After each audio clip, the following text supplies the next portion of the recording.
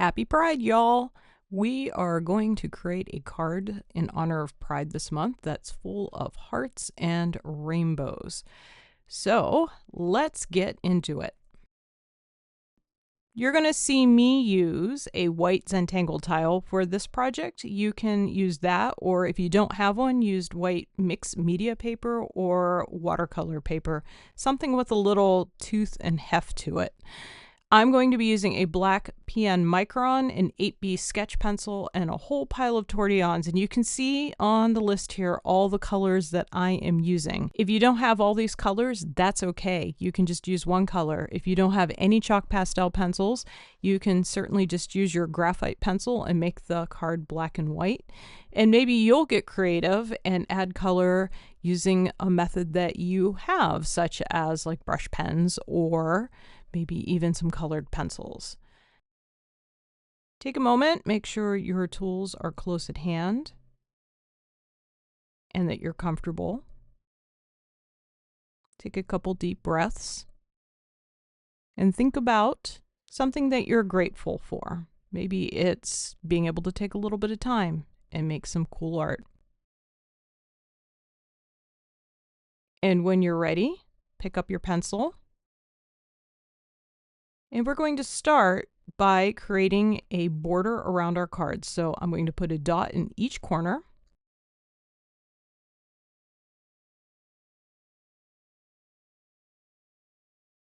And then I'm going to connect those dots so I have a thin border around my card. If you're using a piece of paper, this is your opportunity to create a square, however big or small you would like.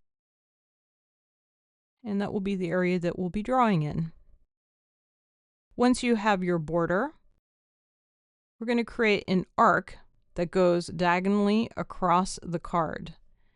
And I'm going to cheat my art a little bit towards one corner. So there's going to be one side that's fatter than the other. And once you're done drawing your border and that string line, pick up your pen. And we're going to start by creating a border from a pattern called Love A. This pattern was created by Sharon Caforio. Love A is basically a string of hearts that get kind of clumped together. So don't worry if you can't draw a perfect heart. This pattern will still work for you. I'm going to start with one heart tucked into the lower right-hand corner of my card, so where the arc ends there. And then I'm going to come above it and I'm going to draw a heart that's just a little tilted, and you can see I'm bringing the point of that heart into where the two lines come together in that first heart. And then I'm going to come right next door to it and I'm going to draw another heart. And when I get to the line of its neighbor, I'm just restating the line. If you find that you didn't quite line those up, you can just go through with your pen and touch up that line a little and fill it in. I'm going to do basically the same thing, except now I'm tucking that heart between the two. And I'm going to do another pair side by side. And I'm going to repeat that process one more time. And you might find that you're going to do your clumpings of hearts a little different than mine. I'm trying to follow that string line, but then I'm also letting some things stray away from my line of hearts. So my arc is curving away from my hearts themselves. So I'm going to take one heart and tuck it into the crook of that first heart, just like we did right at the beginning. And now I'm going to do another pair. And I'm just going to keep working my way up.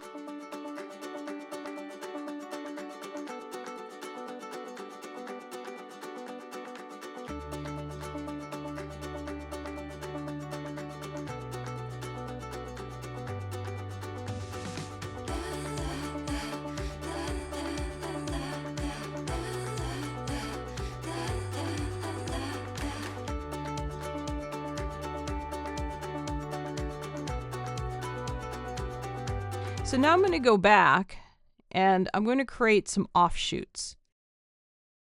I'm going to tuck a heart right in between that pair. And now I'm going to tuck more hearts into like the space between those. So now these aren't quite so even anymore. So now I've created more of a cluster as I'm creating this offshoot. So as you're creating your offshoots, and it's going to all depend on how much room you have, you can play around with how to pair them up, how to cluster them. All we're doing is we're adding some interest. We're filling in that empty space. We're going to do something with this big area here in a moment with another pattern, but I'm going to actually let my border spill into that area. So now from that initial heart, I've tucked a third heart in there. And I'm now aiming towards the bottom edge of the card. I'm not going to go all the way across to the opposite corner. I just want to have a little bit spilling into that area.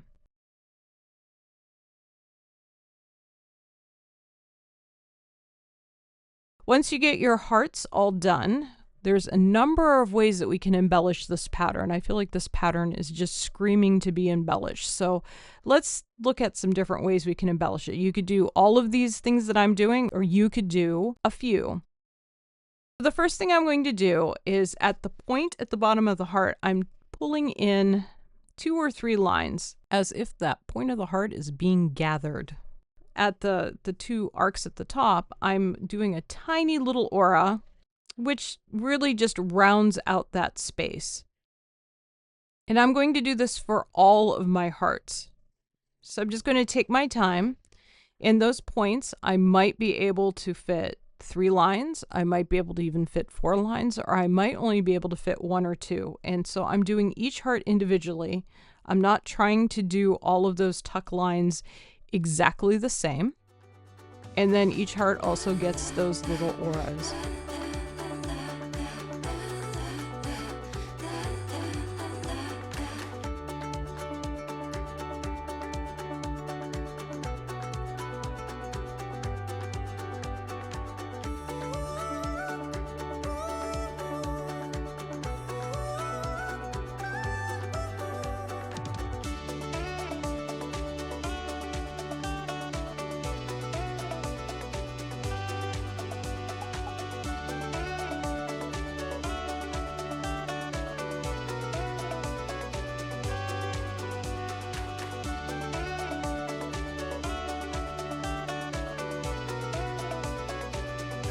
One trick that I like to do with patterns that are made up of individual shapes like this one is I like to use a little bit of tipple to glue the patterns together. So if you don't know what tipple is just a grouping of little tiny orbs.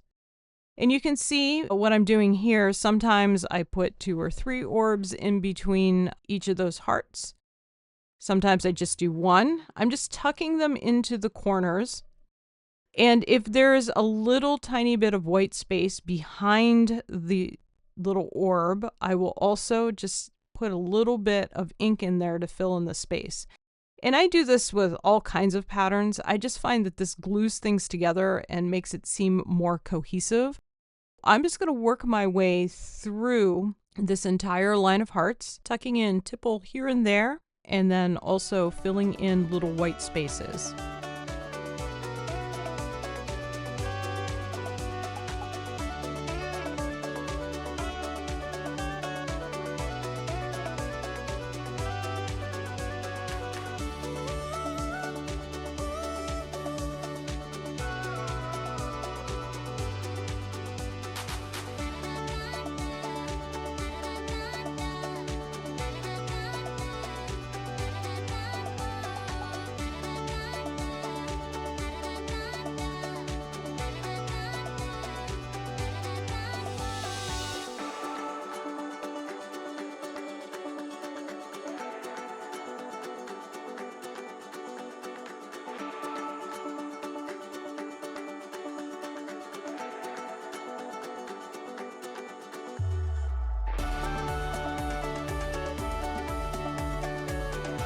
The final embellishment I'm going to do here is draw an aura around everything.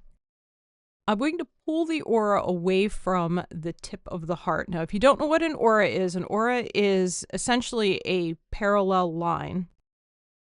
I'm not going to be super fussy with it. I'm just going to follow the curves of the pattern itself. And you can see here I actually went out to the edge of my card.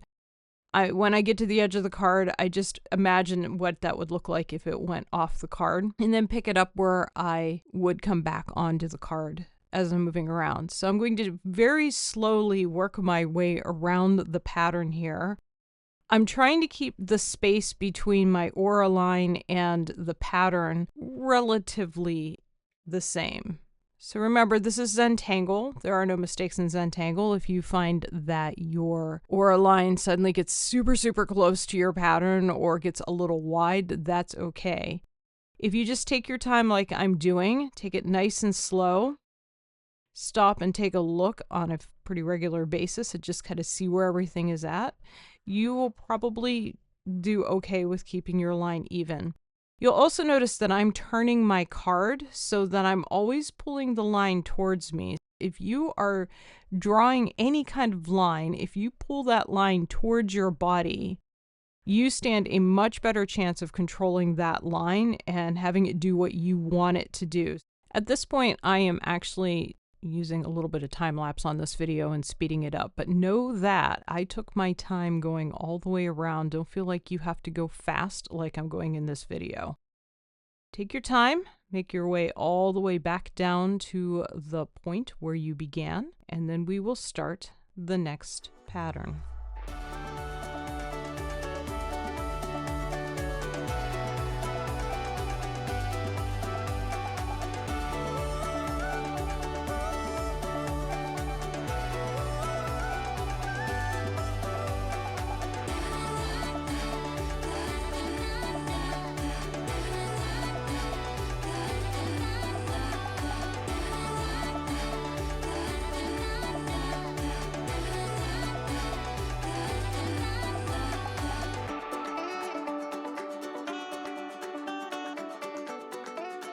The second pattern that we're going to use in our design is called NIPA, N-I-P-A, and that comes from Zentangle headquarters directly.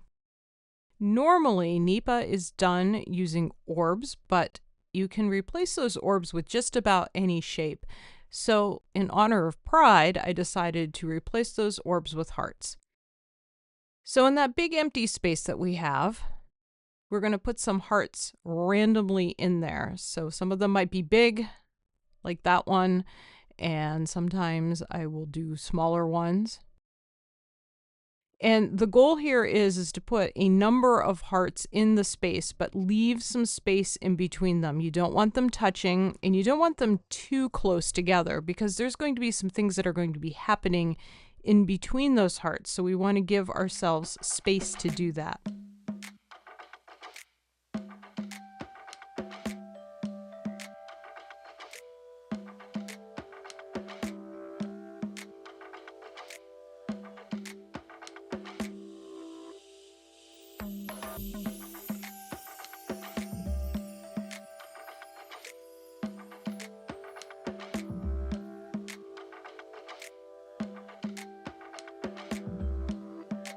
So I feel like that's a good number of hearts for the space that I have to work with. Now I'm going to start at the top of the space, so where the border is, and I'm going to draw a curvy line, and I'm going to make those curves fairly wide. I'm not doing like a really tight curvy line. And when I run into a heart, I stop, I pick up my pen, and then I come out the other side. And now I'm going to aura that line. So I'm going to just draw another curvy line, trying to follow the curves of the first one. And when I run into a heart, I once again kind of pick up my pen and come out the other side. And you'll see as I go over those hearts, I'm actually oftentimes tracing in the air the curve. So I get a sense as to where that curve might end up.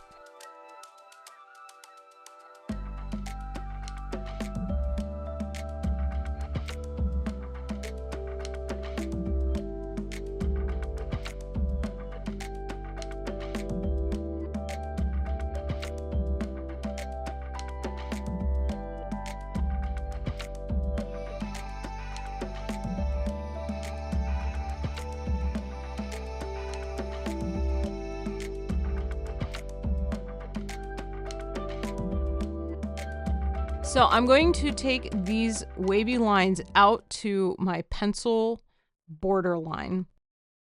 And when I get to that border, unlike what I did with Love A, I'm actually going to use the pencil as a hard and fast stopping point. So you'll see as I get to the edge of the card here that I'm going to have some partial curves where I don't actually follow the line all the way down.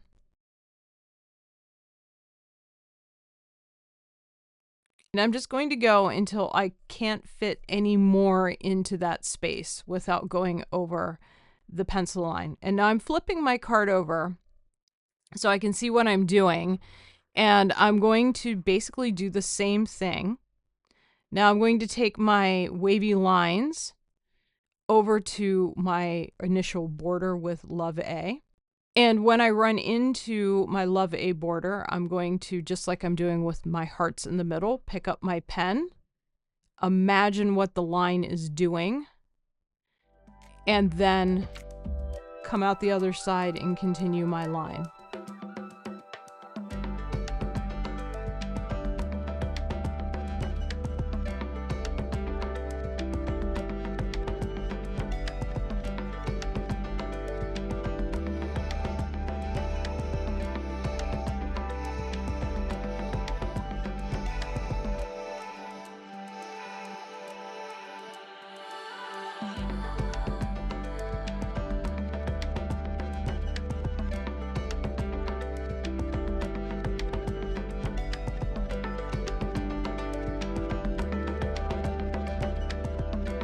Once you're done with NEPA, put down your pen, and I have grabbed all but my light blue and pink pencil. You can use one color or a graphite pencil to do all the work that we're going to do here. But I am going to turn Love A into a bit of a rainbow. So I'm starting with red. And I actually have my pencils sitting off to the side where you can't see them on the camera, but I basically have them in rainbow order, and I'm just going to cycle through them. And as I color my hearts, I'm not coloring the entire thing. You can see I'm adding color to down in the point and then up into the body of the heart, but I'm leaving some of it white. And when I blend that out, I'm hoping to make a bit of a gradient and leave some white as a highlight. So I want to leave some space for that. And regardless of what color you're using or if you're using graphite, this is a good approach to create some variety in the shading itself, so you don't end up with, like, if you're using graphite, an all gray heart, or I don't want a solidly, in this case, blue heart. I'm going to work my way all through Love A, just kind of cycling through my little rainbow colors. My only goal here is to not have the same two colors touching each other. So as I'm working my way up, if there's a point where I would actually bump, like say, two red together, I'll change the order. I'll just skip the red and move to a different color so I have a variety. I'm ignoring the tipple that I put in as fill. That's going to just remain black and white. However, if you want to add some color, if you want to add a little pop of color in your little orbs, that'd be a great way to embellish this pattern.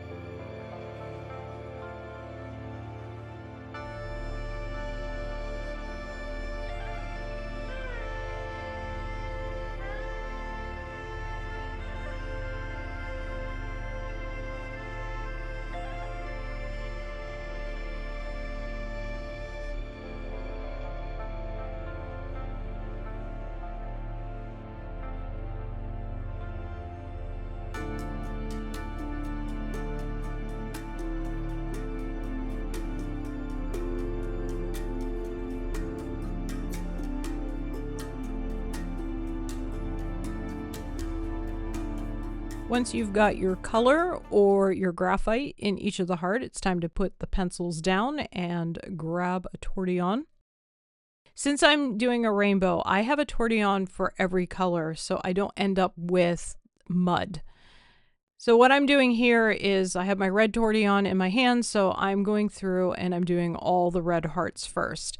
And what I'm doing is I'm pulling the color away from where I laid it down, and that creates a bit of a gradient. But I'm being careful not to pull the red all the way through the heart. So you'll see in each heart there's a small little white space, and that white space will vary based on how I put the pencil in to begin with. I was a little varied in my approach in the hopes that I could create some variety within the hearts themselves. I'm going to do each color individually. So when I get done with red, I'll pick up another tortillon and go through and do that color next.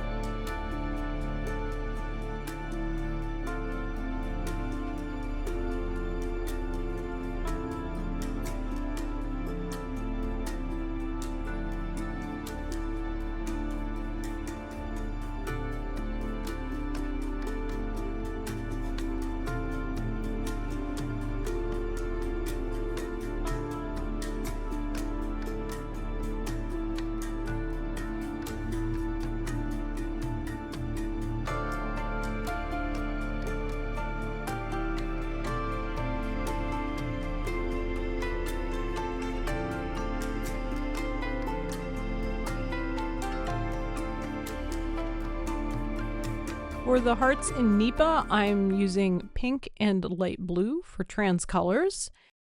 And I'm going to do these hearts a little differently just because they're bigger and fatter. So I'm going to heavily color one side of the heart and then add just a little on the other side. So you'll see there's quite a bit on the right side of the heart and then a small amount on the left side. Now my smaller hearts aren't going to get quite the same treatment. In fact, I'm just going to do about half of the heart. I happen to have 8 hearts here, so I'm going to do 4 one color and 4 the other color. Again, this can be done with graphite, or if you have another color you would prefer to use, you can certainly do that.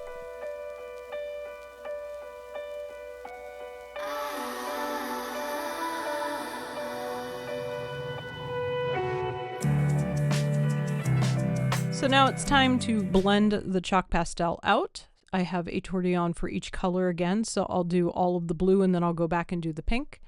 I'm pulling the chalk pastel around the heart, leaving some white space there and creating a gradient. This is obviously a little easier to do in the really big hearts, but even the small ones, I want to leave just a little bit of a highlight, just so that there's some variety to the color and it's not just one solid blue or pink heart.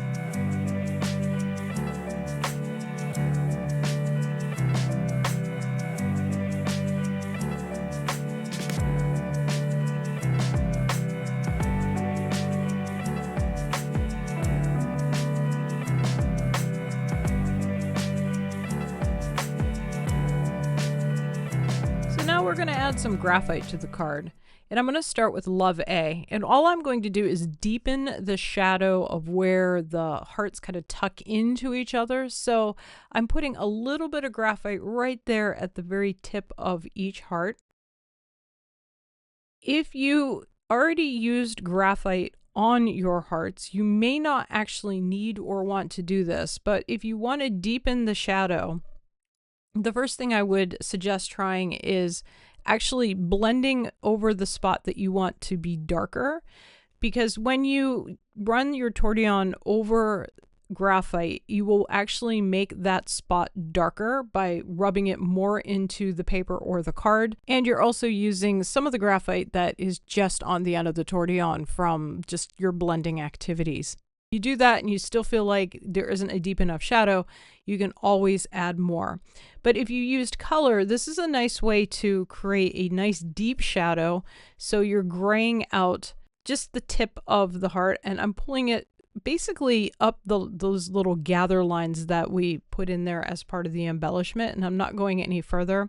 I am not worrying about color at this point, so I have a tortillon that's devoted to graphite, and I'm just using that to blend all of these, and I'm not worrying about muddying up the color, because what really ends up happening is even if there is a little bit of color on the end of the tortillon, it really doesn't transfer that much between the colors. It just kind of grays things out and makes it a little muddier anyway.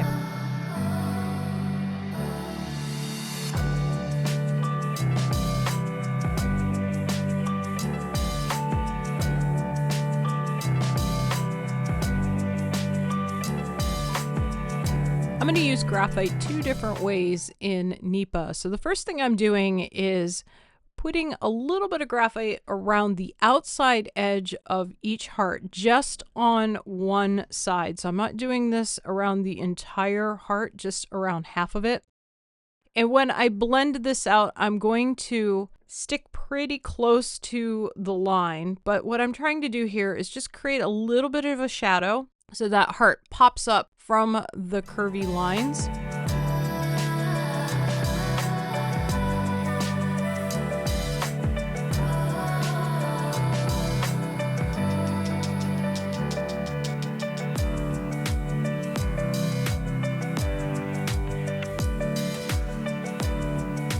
The next thing we're going to do is play with the curvy lines. Turn your card so you are looking at the lines kind of going across your body. And notice where there are peaks and there are valleys. So if you think about this like a topographical map, you have things that are curving upwards and downwards. Where you have the valleys relative to your perspective, create a line of shade. Notice that my pencil is on its side and I'm using just the side of the graphite. And I'm not putting a lot of graphite down, because if you do too much, you end up with too much gray on the card and you lose the 3D effect that we're trying to create here. I have my curves fairly wide, so I only have about 4 places that I added graphite. Now, if you have some more curves or if your line gets a little funky in places, you might end up with more than I do.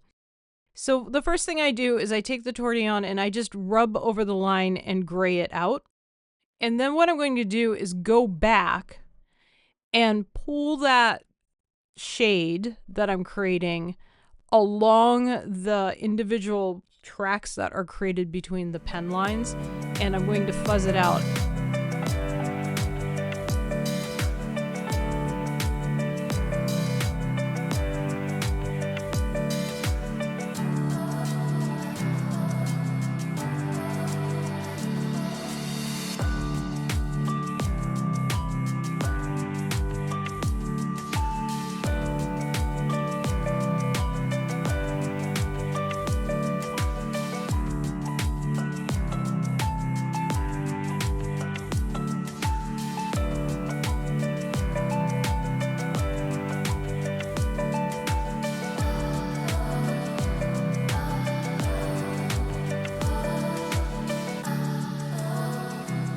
So the next thing I'm doing here is I am along the inside of the border where my lave is touching Nipa, I'm adding more graphite. So even if there's already graphite there, I'm going to add a little bit more because I want the border to cast a shadow onto the nipa. So I really want to make it clear that that Love A is sitting right on top of that nipa.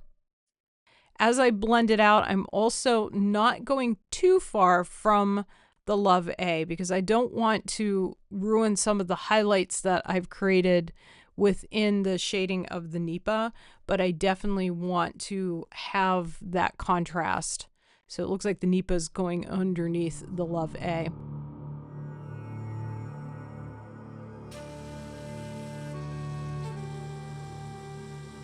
And from here, you can experiment with how you are doing your shading. Here, I put a little bit more on the inside curve of that part of the border.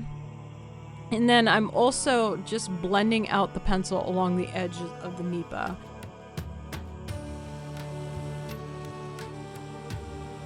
And as I was doing this, I decided to mess around with my colored chalk pastels again and add a little bit more rainbow. So along the other outside edge, so the outside edge of Love A that doesn't have any graphite attached to it, I'm just adding a thin line of each line of the rainbow. So it's almost like doing an aura, but that aura is right up against the line. But these little lines are not very thick.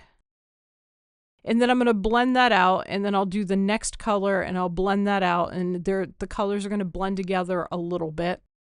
And I'm just going to keep going until I run out of space.